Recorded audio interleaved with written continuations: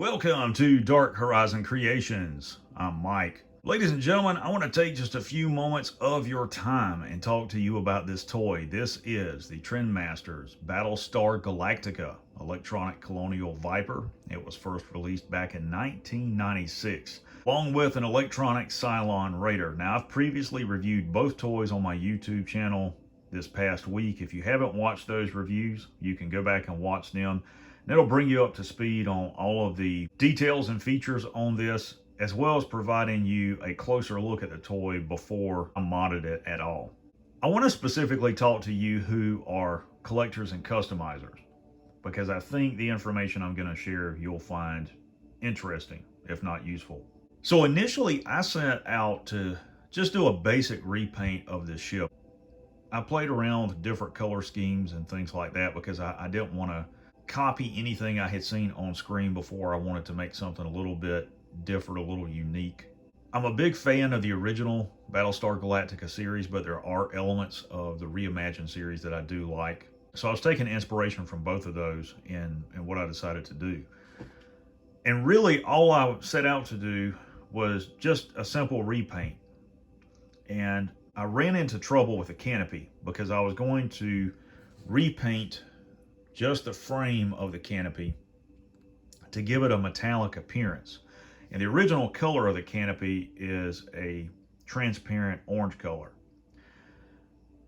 I was using an Elmer's paint marker to do that, and the paint bled over onto the face of the canopy.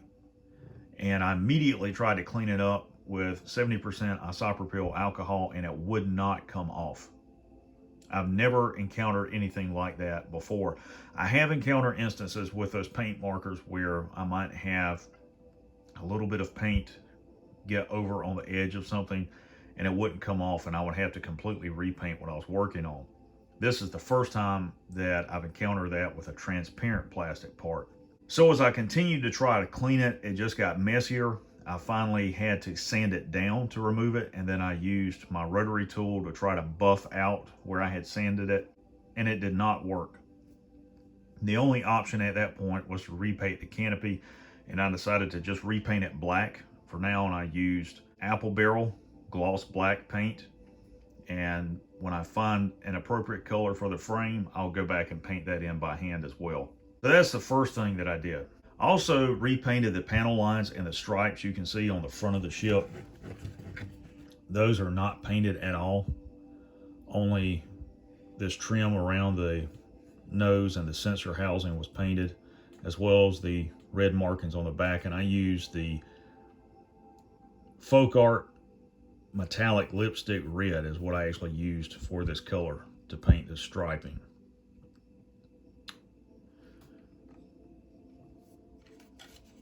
I also weathered it. You can see I've dirtied it up. I have repainted the cockpit. I'm still working on that. I painted in this gray stripe here in between the engine parts. Exposed engine areas, I used the Folk Art metallic gunmetal there, as well as on the engine exhaust back here and around the frame area here. And this does light up. On the back side, the engines did not light up, only this, and it was translucent green like this was. The cockpit would also light up.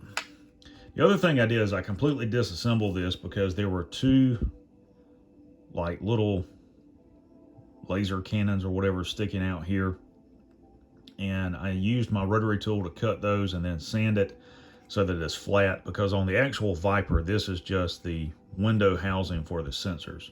So when you depress the button now, you can see it's just this square translucent piece. There's nothing protruding there to make it look goofy on the front end. I've also repainted the wing sections, and this is really what I want to point out to those of you who haven't seen this toy before, because these attach under here, and that's what it actually looks like with the wings on. So it's a completely different design. It's more of an animated take on the toy, I think, than what you see on screen, because the wings down here are extended. The vertical stabilizer had a pitot tube coming off, and if you don't know what that is, that's simply a tube that allows the air pressure to come down to sensors to tell you what your forward airspeed is and take instrument readings and things like that. These are the laser cannons. I repainted those. This is the actual skid because the forward landing strut, when it's extended, this is how it's sitting. It's sitting on two of these skids. There's no bottom landing gear. But while taking these off to repaint it, I noticed something. This looks like the original Viper.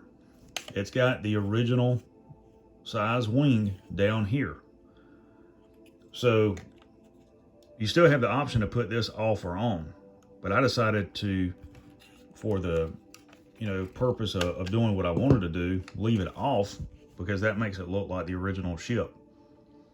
I also cut the pitot tube off with an X-Acto and then sanded it down with 400 grit sandpaper so that the vertical stabilizer looks like the original ship. So I'm going to keep these, but I'm not going to use them. It also includes these plastic projectiles, and it's got a launcher here in the front part of the engine. So if you take just two of these and click them in, there you go. There's your laser cannons. There is your Mark I Viper. And it's sort of a cross between the Mark I and the Mark II in the Reimagined series, and that's why I like it. It looks really, really cool as it is. Of course, you can't use the landing gear in this configuration. I could mod it further. I could disassemble it and cut the landing strut and then glue it back so that it sits much lower, but I wouldn't be able to use those wing extensions again in the future. So I don't really know what I'm going to do with this yet. But as it is, I think that looks much, much better than that large wing protruding off the side like that. The other thing is there is a seller on Etsy who has offered a 3D printed launch tube for the original Mattel Mark I Viper from the original series. And by all accounts, this toy should fit on that launch tube. This is just slightly larger than the 1978 Mattel Mark I Viper, but it should still work. If it shouldn't, and that's something you're interested in buying, if you reach out to that seller, I'm certain that he could upscale that 3D printed launch tube to fit this toy as it is. But like this is just a much nicer looking toy, and I really, really like this. And I plan to have some decals made to go here on the front and then on the vertical stabilizer. But I think like this, it looks really cool. So I just wanted to take a few minutes and show that to all of you. And for those of you who like to customize, if you're a fan of Battlestar Galactica, maybe this will give you some ideas of your own.